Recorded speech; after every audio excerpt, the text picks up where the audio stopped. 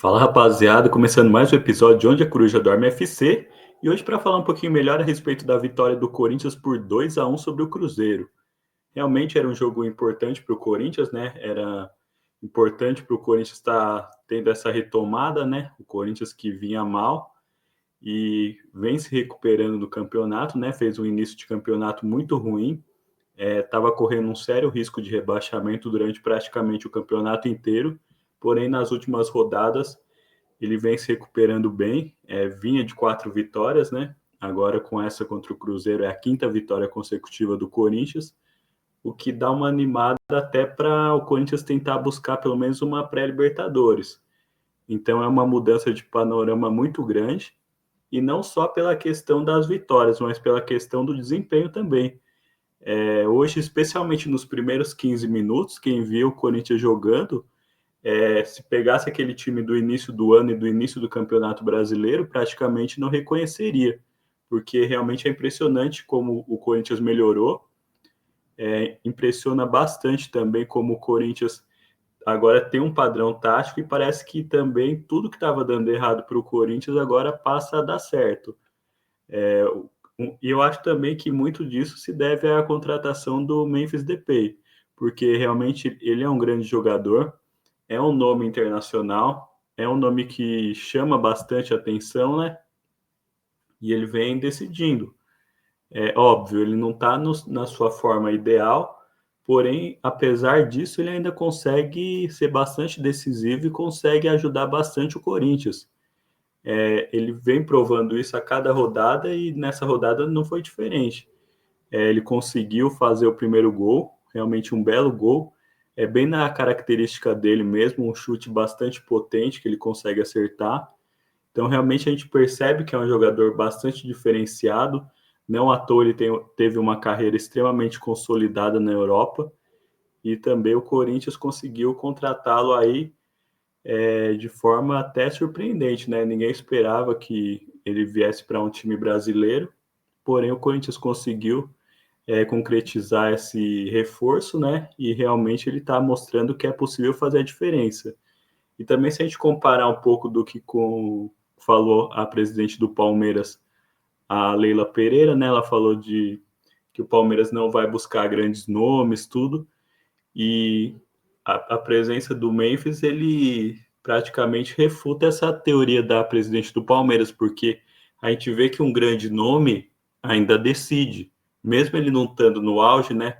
Até porque se o jogador estiver no auge, dificilmente o futebol brasileiro vai conseguir competir com qualquer do gigante europeu, né? Não vai conseguir competir em termos financeiros e até em termos futebolísticos mesmo, porque para o jogador é até mais interessante ele estar atuando numa liga inglesa, numa liga espanhola.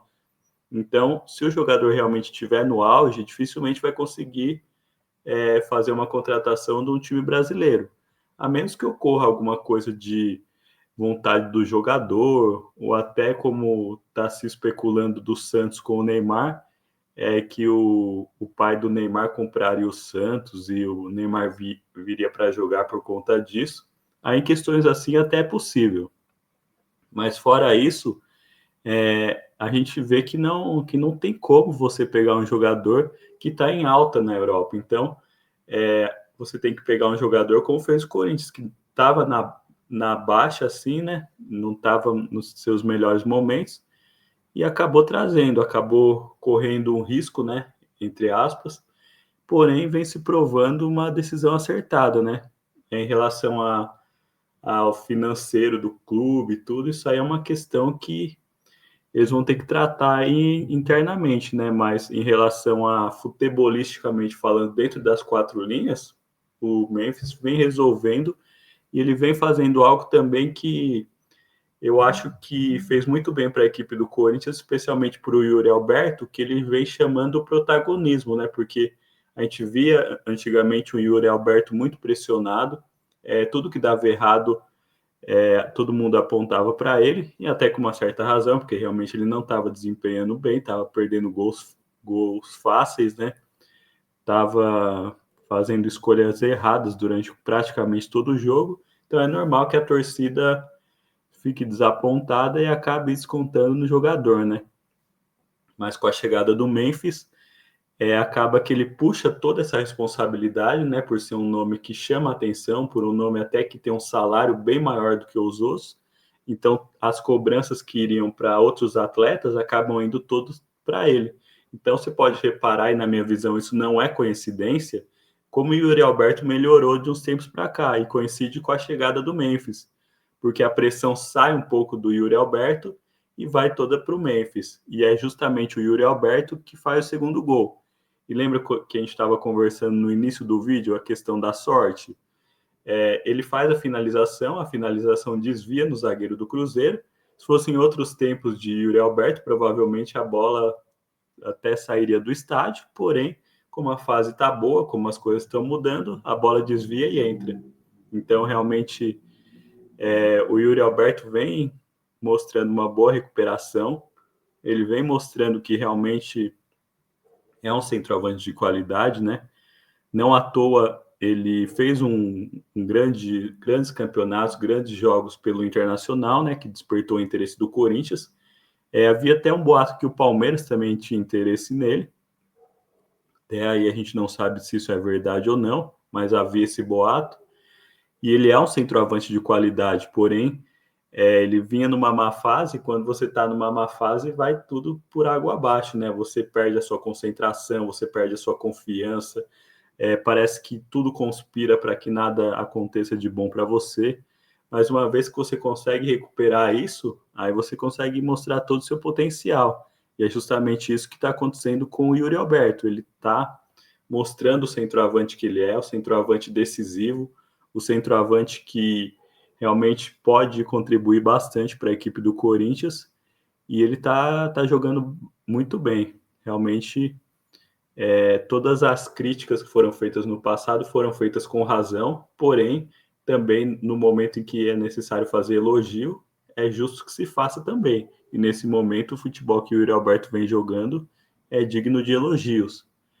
A partir daí, como eu falei no início, o Corinthians fez esses 15 minutos à perfeição, abriu 2-0 muito rápido, dava a sensação até que o Corinthians iria golear, até porque o Cruzeiro não estava jogando com o seu time principal, né?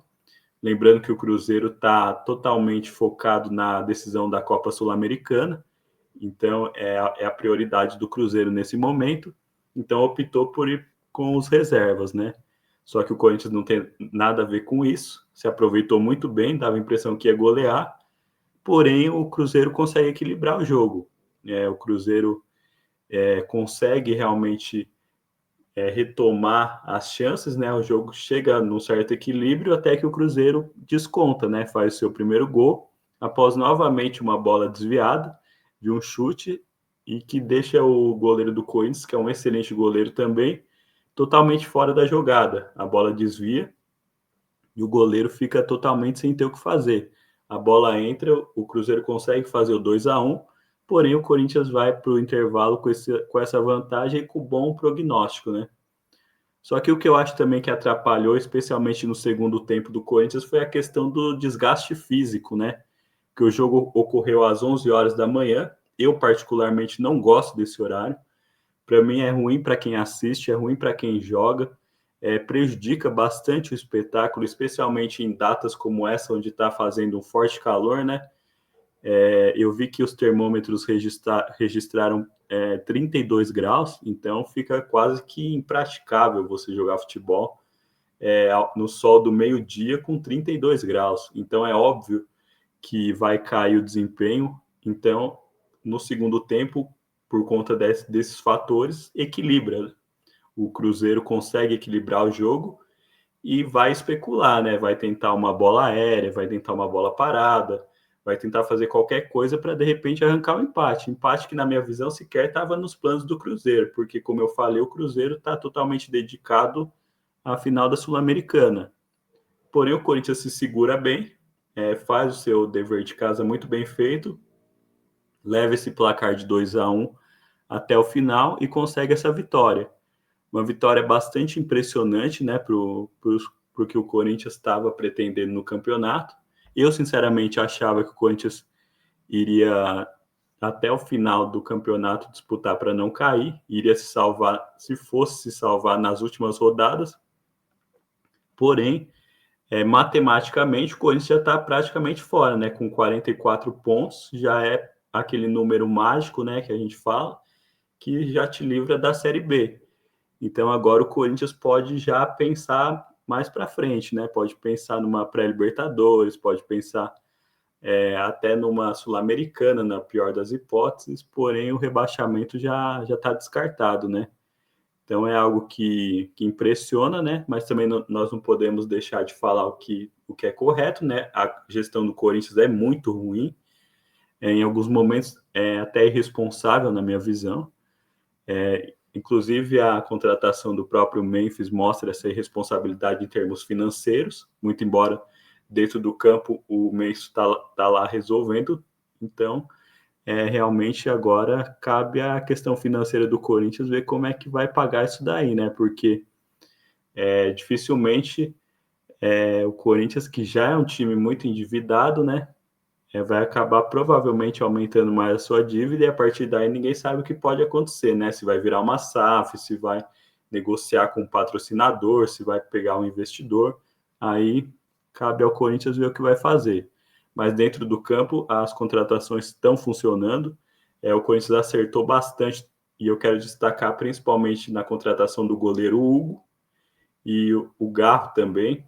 O Garro, para mim, é o jogador que foi mais regular durante o ano. Ele realmente, se não fosse por ele, o Corinthians estava numa situação muito pior.